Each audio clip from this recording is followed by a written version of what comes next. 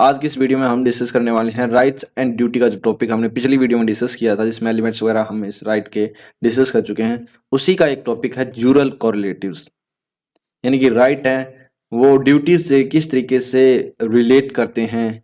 उन सभी चीज़ों को आज हम इस वीडियो में डिस्कस करने वाले हैं। ये जूरिस्प्रूडेंस का बहुत ही इम्पोर्टेंट टॉपिक है, क्योंकि यूजीसी नेट लॉ के जो एग्ज़ाम है उसमें इसके रिगार्डिंग एक आधा क्वेश्चन तो आ ही जाता है। पीछे के एग्जाम में जो ये क्वेश्चन है बार बार आए हुए हैं, वो हम इसी वीडियो में बीच में डिस्कस करेंगे कि कब और कौन से ईयर में है जो ये क्वेश्चन पूछा गया है। अगर आप इस चैनल पर पहली बार आए हैं तो इसे सब्सक्राइब कर लें और बेल आइकन दबा दें, ताकि जब भी नई वीडियो अपलोड हो तो उसका नोटिफिकेशन आपको मिल जाए। और प्लेलिस्ट वगैरह प्लेलिस्ट सेक्शन में हमारे चैनल की जाकर के देख सकते हो, अलग अलग सब्जेक्ट की चल रही हैं।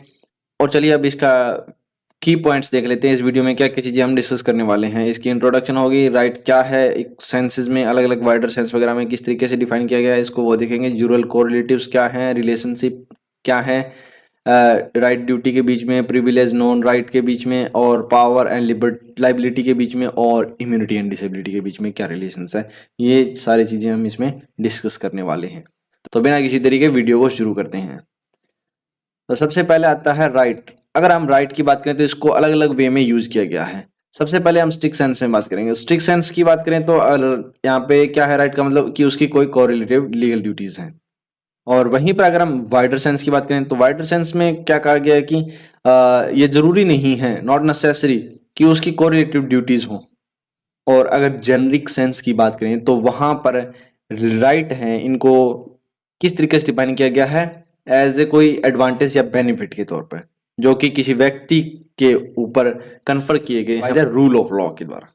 ठीक, आई होप कि आपको जो राइट का ये जो बेसिक सा कंसेप्ट आ गया। तो इन्हीं जो सेंसेस के आधार पर हम यहाँ पर राइट को आगे 4 काइंड में डिवाइड करेंगे। 4 कौन कौन से प्रकार हैं। फर्स्ट आता है राइट इन स्ट्रिक्ट सेंस, ठीक। सेकंड आता है लिबर्टी या प्रिविलेज। यहाँ पे लिबर्टी जो वर्ड है ये राइट के लिए किसने यूज किया है, ये किया है सालमन ने यूज। और नेक्स्ट आता है यहाँ पे पावर, उसके बाद में आता है इम्यूनिटी। अब इनके रिलेटिंग कुछ कॉरस्पॉन्डिंग ड्यूटीज भी हैं, वो भी हम डिस्कस करेंगे। लेकिन उससे पहले ये जो राइट का कंसेप्ट है, इसको एक एग्जांपल के थ्रू देख लेते हैं। यहाँ पे क्या है, एक घर है जो कि ओन किसके द्वारा किया जाता है, ए के द्वारा। ए क्या है, इस घर का ओनर है। लग तो झोपड़ी से रही है, चलो फिर भी देखते हैं, इसको हम एक घर मानेंगे, हाउस है। तो यहाँ पर ए के पास में इसके रिगार्डिंग क्या राइट है, मतलब वो क्या कर सकता है, इसको सेल कर सकता है, हाँ कर सकता है। क्या इसको गिफ्ट कर सकता है, कर सकता है। विल कर सकता है, कर सकता है। तो यही सारी चीजें क्या है, ये उस व्यक्ति की लिबर्टी है। तो जब भी वो व्यक्ति ये सारी चीजें करेगा तो किसी अदर व्यक्ति के पास में कोई राइट नहीं है, यानी कि नो राइट किसी के पास में। जब लिबर्टी या प्रिविलेज की बात करते हैं तो उसका कोरिलेशन में कौन आता है, नो राइट। तो किसी और के पास ये राइट नहीं है कि वो उसको क्या कर सके, स्टॉप कर सके, यानी कि इसको रोकने का किसी और के पास कोई राइट नहीं है। तो यहाँ पर ए के पास क्या है, लिबर्टी, और दूसरे के पास में क्या है, नो राइट। और अब ए है, वो अपना जो ये घर है इसको सेल करने के लिए ऑफर निकालता है 50,000 रुपए में, ठीक है। किसको, बी को ऑफर देता है। तो बी क्या है, यहाँ पे बी इसको एक्सेप्ट भी कर सकता है और डिक्लाइन भी कर सकता है। लेकिन जब वो एक्सेप्ट करता है तो यहाँ पर ए के पास में क्या आ गई, लाइबिलिटी आ गई। लाइबिलिटी किस चीज की, लाइबिलिटी किस चीज की है, लाइबिलिटी टू सेल, बी को वो हाउस सेल करने की। और वहीं पर बी के पास में वो क्या चली जाएगी, पावर चली जाएगी। यानी कि लाइबिलिटी का जो कोरिलेशन किससे है, पावर से। यानी कि इसकी क्या होगी लाइबिलिटी, और बी के पास में क्या पावर है कि वो उसको बाय करेगा, क्योंकि उसने वो ऑफर है वो एक्सेप्ट कर लिया, तो वो इसको बेचेगा। वो और क्या है यहाँ पे, राइट और ड्यूटी वाला एक रह गया बीच में कोरिलेशन। तो वो क्या है कि जैसे इसने एक्सेप्ट कर रखा है इतने रुपए में इसको खरीदने का, तो यहाँ पर बी के पास में राइट है कि वो उसको परचेज करेगा, ठीक, उसको बाय करने का उसके पास राइट है। और यहाँ पर ये ए है, इसकी ड्यूटी है कि वो उसको सेल करे, ठीक, क्योंकि उसने ऑफर दिया, उसने एक्सेप्ट किया। तो यहाँ पर एक तरीके से कॉन्ट्रैक्ट हो रहा है कंप्लीट। तो अब बी है, वो क्या करता है, अमाउंट पे कर देता है, एंड सेल डीड है वो रजिस्टर कर देता है। तो अब जो है ए व्यक्ति है वो कुछ नहीं कर सकता अगेंस्ट द बी, बी के खिलाफ वो इस घर के रिगार्डिंग अब वो कुछ नहीं कर सकता, क्योंकि ये जो घर है वो कंप्लीटली किसका हो गया, ए बी का हो गया। यानी कि बी क्या है, अब इसका ओनर है। और बी अब इस टाइम किस में आ गया है, इम्यूनिटी में आ गया। और ए किस में चला गया है, डिसेबिलिटी में। यानी कि बी ई के ए पास में अब इम्यूनिटी है किसी भी एक्शन या इंटरफेरेंस के खिलाफ जो कि ए करेगा, यानी कि ए इसमें किसी भी तरह की कोई इंटरफेरेंस नहीं कर सकता। तो यहाँ पर इस एक एग्जांपल के थ्रू हमने चारों कंसेप्ट ना वो देख लिए, यानी कि राइट, ड्यूटी और privilege, liberty against no right, और पावर एंड लाइबिलिटी, और immunity and disability. I hope कि आपको इस एग्जाम्पल के थ्रू ये चारों कंसेप्ट बढ़िया तरीके से जो समझ में आ गए होंगे। अगर नहीं भी आए हैं तो इस वीडियो को थोड़ा सा रिवर्स करके दोबारा से देख लें, और कैसा लगा ये एग्जाम्पल ये अपना कमेंट सेक्शन में व्यू पॉइंट रखें। ये जो राइट थे हमने 4 डिस्कस किए थे, वैसे तो इनकी कोरिलेशन हमने एग्जाम्पल के थ्रू ड्यूटीज भी देख ली है। तो अब इनकी कोरिलेटिव इसके कौन कौन से हैं? फर्स्ट है ड्यूटीज, सेकंड है नो राइट, फिर आता है लाइबिलिटी, और फोर्थ नंबर पे आता है डिसेबिलिटी। तो ये इसके कोरिलेटिव्स हो गए हैं, और इन्हीं को हम कॉजुरल कोरिलेशन कहते हैं। अब थोड़ा सा कंसेप्ट देख लेते हैं कि ये जो चारों वर्ड हम बार बार में राइट, पावर वगैरह यूज कर रहे हैं, तो ये किस तरीके से आए थे, कि इन्होंने सबसे पहले किस तरीके से इनको डिफाइन किया था, डिस्टिंग्विश किया था, व्हाटएवर जो उन्होंने किया था वो देखते हैं। सबसे पहले 1862 की बात करें तो विंसीड है जो जूरिस्ट है, उन्होंने डिस्टिंग्विश किसके बीच में किया था? राइट एंड पावर के, यानी कि यहाँ पे सिर्फ 2 वर्ड थे उस टाइम। फिर आया था 1878 और 1883 में थॉर्न एंड बेरलिंग, इन्होंने है जो 3 वर्ड ऐड कर दिए, यानी कि राइट और पावर तो पहले से इन्होंने इसमें लिबर्टी को भी ऐड कर दिया। फिर आए सालमंड 1902 में, इन्होंने क्या डिस्टिंग्विश किया? इन्होंने इन तीनों के बीच में भी डिस्टिंग्विश किया, और इन्हीं के साथ में कोरस्पॉन्डिंग का जो आइडिया है ड्यूटी का वो भी इसमें दिया। ड्यूटी, डिसेबिलिटी और लाइबिलिटी, इनकी जो कोरिलेशन वाले आते हैं वो वाले यहाँ पे आइडेंटिफाई किए सालमन ने। फिर उसके बाद में फाइनली 1913 में हॉर्नफील्ड जो जूरिस्ट हैं जिनके द्वारा ये कोरिलेटिव्स दिए गए हैं वो इंट्रोड्यूस किए गए, तो उन्होंने यहाँ पे फोर्थ जो टर्म है वो इम्यूनिटी यहाँ पे इंट्रोड्यूस की। तो जो जूरल कोरिलेशन यहाँ पे कंप्लीट हो जाता है वो किस तरीके से? सबसे एक तो है जो Jurel correlation rights and duty, ये एक दूसरे के कॉरस्पॉन्डिंग आगे कोरिलेशन में है। फिर आते हैं प्रिविलेज नो राइट कोरिलेशन में, फिर आते हैं पावर लाइबिलिटी कोरिलेशन में, और फिर आता है इम्यूनिटी एंड डिसेबिलिटी कोरिलेशन में। ये जूरल कोरिलेशन है जो दिया गया है हेनरी फोल के द्वारा। ये सिंपली इसी तरीके से लिखा जाता है, ये वाली चीज इसमें नहीं है। लेकिन जब अगर हम बात करें वो टेबल जो हम देखते हैं क्रॉस वाली, और वो दी है प्रोफेसर G.L. विलियम्स ने। तो वो टेबल इस तरीके से, यहाँ पर भी सेम वही चीजें हैं सारी की सारी। इसमें जैसे स्ट्रिक्ट साइंस अगर इसकी बात करें तो यहाँ पर क्लेम भी वर्ड यूज हो सकता है राइट की जगह पे, और प्रिविलेज है और लिबर्टी है जो ये सालमन ने दी है, और नो राइट की जगह पे नो क्लेम यूज हो सकता है। बाकी एज इट इज वैसे की वैसे रहेंगी। यहाँ पे ये एक दूसरे के कॉन्ट्राडिक्टरी हो गए, ये कोरिलेशन में हो गए, ये एक दूसरे के ऑपोजिट आ गए। ठीक, ये जो क्वेश्चन है 2 बार आ चुका है यूजीसी नेट एग्जाम में, 2018 जुलाई के सेशन में और 2021 के नवंबर वाले सेशन में। तो प्रीवियस ईयर क्वेश्चन हमने अपनी एक वीडियो में जो डिस्कस कर दिए हैं वो आपको यहाँ पर मिल जाएगी, या फिर चैनल के प्लेलिस्ट सेक्शन में आप जूरिस्प्रूडेंस की यूजीसी नेट लॉ की एक स्पेशल प्लेलिस्ट है यूजीसी नेट PYQ नाम से, वहां पर देख सकते हो, या फिर जूरिस्प्रूडेंस की जो प्लेलिस्ट है उसमें भी आपको ये PYQs के जितने भी हैं वो हमने डिस्कस किए हैं, उनको एक एक ऑप्शन को चुन करके, यानी कि 4 ऑप्शन है तो 4 ऑप्शन उसमें डिस्कस किए हैं ताकि ज्यादा मैटर कवर हो उसके। तो वहां पर ये क्वेश्चन हमने डिस्कस कर रखा है। वैसे यहाँ पे भी आपका कवर हो जाएगा, बाकी वहां पे एक्स्ट्रा चीजें कवर होगी। तो चलिए अब हम इनका रिलेशन देखते हैं क्या क्या है। तो राइट और ड्यूटी का जब हम रिलेशन की बात करें तो ये दोनों एक दूसरे के को रिलेटिव हैं। बिना राइट के यहाँ पर कोई भी ड्यूटी नहीं एग्जिस्ट कर सकती, ये यहाँ पर इनके कोरिलेशन से हमें पता चलता है। अगर ए के पास में कोई राइट है तो समवन एल्स जो कोई बी वगैरह है तो उसकी कुछ ड्यूटी बनेगी। तो यहाँ पर अलग अलग जूरिस्ट ने कुछ इनको नाम दिए हैं, जैसे कि ये कोरिलेटिव्स हैं, को एग्जिस्टेंस हैं, रेसिप्रोकल हैं और इंटरडिपेंडेंट है। इस तरीके से इनको डिफाइन किया है। यहाँ पर 2 व्यू आते हैं राइट्स एंड ड्यूटी के, यानी कि राइट, ड्यूटी, ऑब्लिगेशन, ये दोनों हो गए एक दूसरे के कोरिलेशन में। तो यहाँ पे 2 व्यू आते हैं कोरिलेशन के रिगार्डिंग। तो पहला व्यू है वो क्या कहता है कि no right without a corresponding duty, ये और वाइस वर्सा, यानी कि बिना कोरस्पॉन्डिंग ड्यूटी के कोई राइट नहीं है और बिना राइट के कोई कोरस्पॉन्डिंग ड्यूटी नहीं है। यहाँ पे पहले व्यू का ये कहना है। और इन्होंने क्या कहा है, कुछ एग्जांपल भी दिए हैं यहाँ पे जूरिस्ट ने। ये क्या कहते हैं कि जैसे एक बिना हस्बैंड के एक वाइफ नहीं हो सकती, जैसे बिना पिता के बच्चा नहीं हो सकता, उसी हिसाब से ड्यूटी है वहां पर होनी चाहिए जहां पर राइट है। अब सेकंड व्यू क्या आता है, इसके बाद में सेकंड व्यू में जो ऑस्टिन है उन्होंने अपने व्यू हैं वो दिए हैं, यानी कि उस स्कूल में, तो वो डिस्टिंग्विश करते हैं एक रिलेटिव और एब्सोल्यूट ड्यूटी के बीच में। रिलेटिव क्या है, वो है जहां पर आपका कोरस्पॉन्डिंग राइट है, लेकिन जब एब्सोल्यूट की बात करें तो वहां पर किसी भी तरह का कोई भी राइट नहीं होता। तो अब हम उन एब्सोल्यूट जो ड्यूटीज है उनके कुछ एग्जाम्पल, यानी कि 4 एग्जाम्पल हैं यहाँ पर, वो हम देखने वाले हैं। फर्स्ट क्या है कि ड्यूटी टुवार्ड्स गॉड और लोअर एनिमल। इसका क्या मतलब है, ये इसका मतलब उन ड्यूटीज से है जो कि किसी पर्सन के रिगार्डिंग नहीं है, यानी कि यहाँ पे पर्सन है उनके रिगार्डिंग किसी ड्यूटी की बात नहीं हो रही, यानी कि वो ड्यूटी जो कि हमारी गॉड के प्रति है या जो लोअर एनिमल्स हैं उनके रिगार्डिंग जो ड्यूटीज हैं उनकी बात यहाँ पे हो रही है। और ऑस्टिन कहते हैं कि गॉड में किसी भी तरह का कोई राइट है वो वेस्ट नहीं हो सकता, ना ही एनिमल में किसी तरह का कोई राइट है वो वेस्ट हो सकता, तो इसलिए ये ड्यूटीज क्या है, एब्सोल्यूट ड्यूटी है। सेकंड आती है duty owed to person indefinitely in the community. इसमें हम उन ड्यूटियों की बात कर रहे हैं जो कि हमारी इनडेटरमाइंड पर्सन्स के प्रति होती हैं, जो कि डेटरमाइंड हमको जिनको निश्चित नहीं कर सकते। जैसे कि पब्लिक है, हमें नहीं पता कि पब्लिक के प्रति पब्लिक उसमें क्या है कि एक स्पेसिफिक पर्सन नहीं है।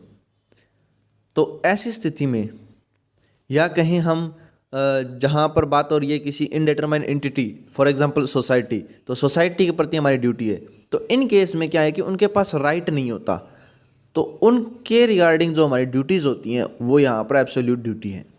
नेक्स्ट आता है ड्यूटी टुवार्ड्स सेल्फ, या ऑस्टिन के अनुसार सेल्फ रिगार्डिंग ड्यूटी वो है जो कि हमारी खुद से रिलेटेड होती है, यानी कि हमारी खुद के प्रति क्या ड्यूटी बनती है वो यहाँ पर सेल्फ रिगार्ड ड्यूटी होती है, क्योंकि यहाँ पर हमारा खुद के प्रति कोई राइट नहीं होता, इसीलिए इन ड्यूटी को यहाँ पर एब्सोल्यूट ड्यूटी कहा जाता है। और लास्ट वाली ड्यूटी कौन सी है, duty owed to the sovereign.